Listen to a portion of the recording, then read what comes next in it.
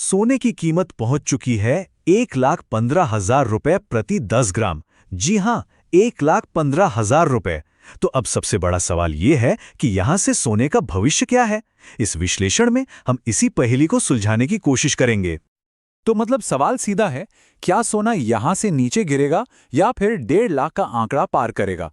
चलिए दुनिया के कुछ सबसे बड़े फाइनेंशियल इंस्टीट्यूशंस के डेटा और एनालिसिस के आधार पर इस सवाल का जवाब ढूंढते हैं।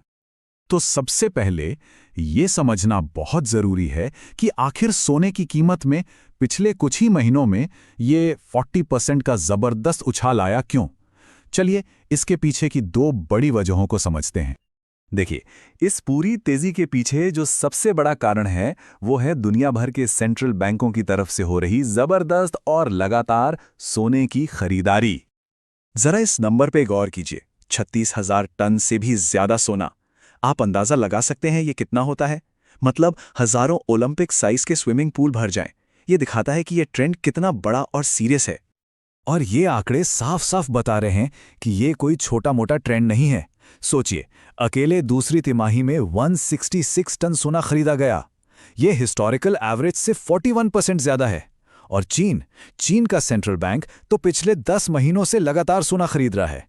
ये एक सोची समझी आक्रामक खरीदारी है। तो सवाल उठता है कि ये सेंट्रल बैंक अचानक इतना सोना खरीद क्यों रहे हैं। चलिए अब इसके पीछे की दूसरी और शायद सबसे बड़ी वजह को समझते हैं, जो कि एक बहुत बड़े ग्लोबल इकोनॉमिक शिफ्ट का हिस्सा है। ये कॉन्सेप्ट है डी-डॉलराइजेशन। अब इसका मतलब क्या है? बिल्कुल आसान भाषा में कहें तो दुनिया के देश अब अमेरिकी डॉलर पर अपनी निर्भरता कम करना चाहते हैं और सोने जैसे सेफ ऑप्शंस की तरफ जा रहे हैं। और इसकी शुरुआत हुई 2022 में, जब रूस यूक्रेन का संघर्ष शुरू हुआ तो पश्चिमी देशों ने रूस के डॉलर में रखे विदेशी रिजर्व को फ्रीज कर दिया। बस इसी एक घटना ने दुनिया भर के सेंट्रल बैंकों में एक डर पैदा कर दिया कि भाई कल को हमारे साथ भी ऐसा हो सकता है, और नतीजा सब सोने की तरफ भागे। और ऐसा नहीं है कि सिर्फ एक दो देश ऐसा कर रहे हैं, ये एक ग्लोबल मूवमेंट है। ब्रिक्स देश प्रतिबंधों से बचने के लिए डॉलर होल्डिंग्स कम कर रहे हैं। जो देश तेल बेचते हैं वो सेफ ट्रेड के लिए सोने में पैसा लगा रहे हैं। ये एक बहुत बड़ी सोची समझी ग्लोबल स्ट्रैटेजी है। ठीक है, तो हमें ये तो समझ आ गया कि दाम क्यों बढ़े, पर अब आगे क्या होगा? चलिए अब देखते हैं कि दुनिया के बड़े बड़े एक्सपर्ट्स क्या कह रहे हैं। शुरुआत करते हैं एक बड़े नाम से, गोल्डमैन सैक्स।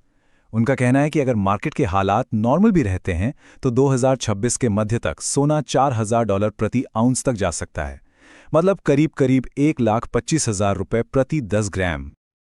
और सुनिए, ये सिर्फ गोल्डमैन सैक्स नहीं कह रहा। एक और दिग्गज जेपी मॉर्गन, उनका भी टारगेट लगभग सेम ही है, मतलब करीब 1,25,000 रुपए। ये इस अनुमान को और भी मजबूत बनाता है। और तो और रॉयटर्स की रिपोर्ट भी इसी तरफ इशारा कर रही है। तो कुल मिलाकर बड़े फाइनेंशियल एनालिस्ट्स में इस बात को लेकर एक आम सहमति बन रही है कि सोने की ये तेजी अभी रुकने वाली नहीं है। ठीक है, तो एक्सपर्ट्स तो बुलिश हैं, पर ऐसे और कौन से फैक्टर्स हैं जो सोने की कीमत को ऊपर ले जा सकते हैं? चलिए 3 और जरूरी कारकों पर नजर डालते हैं। पहला है इंटरेस्ट रेट का असर। देखिए, इसका एक सीधा सा नियम है। जब अमेरिका का फेडरल रिजर्व ब्याज दरें घटाता है तो डॉलर थोड़ा कमजोर होता है और सोना ज्यादा आकर्षक बन जाता है।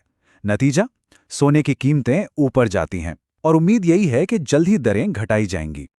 दूसरा फैक्टर है लगातार बनी हुई डिमांड। हमने सेंट्रल बैंकों की बात तो की ही, और अनुमान है कि वो 2026 तक खरीदते रहेंगे। साथ ही साल की आखिरी तिमाही यानी अक्टूबर से दिसंबर ऐतिहासिक रूप से सोने की खरीदारी के लिए सबसे मजबूत होती है। और तीसरा, ये तो हम सब जानते हैं, भारत का फेस्टिव और वेडिंग सीजन। अक्टूबर से दिसंबर तक, दिवाली से लेकर शादियों तक, हमारे यहाँ सोने की खरीदारी जोरों पर होती है। और ये पिछले 10 सालों से सोने की कीमतों को बढ़ाने वाला एक बहुत बड़ा फैक्टर रहा है। तो इन सभी वजहों और एक्सपर्ट्स की राय को देखने के बाद सवाल वही है, क्या करना चाहिए? सोना खरीदें, बेचें या फिर होल्ड करें? चलिए इस विश्लेषण के निष्कर्ष पर आते हैं। देखिए, एनालिसिस एक फ्रेमवर्क देता है। पहला सवाल, क्या बेच देना चाहिए? जवाब है नहीं। जो ग्लोबल ट्रेंड्स हैं उन्हें देखते हुए बेचना लॉजिकल नहीं लगता। दूसरा, क्या होल्ड करना चाहिए? बिल्कुल, अगर सोना है तो उसे बनाए रखना सही फैसला हो सकता है। और तीसरा, क्या और खरीदें? ये निर्भर करता है। अगर हम बहुत ही कंजर्वेटिव यानी कि एक सुरक्षित अनुमान भी देखें तो 2025 के अंत तक 1,25,000 रुपये और 2026 के मध्य तक 1,30,000 रुपये का टारगेट दिखता है। मतलब आज के रेट से भी एक अच्छी खासी बढ़त की गुंजाइश है। तो अगर आज कोई निवेश करता है तो शॉर्ट टर्म में कितना रिटर्न मिल सकता है? इस एनालिसिस के हिसाब से ये करीब 5 से 10% हो सकता है।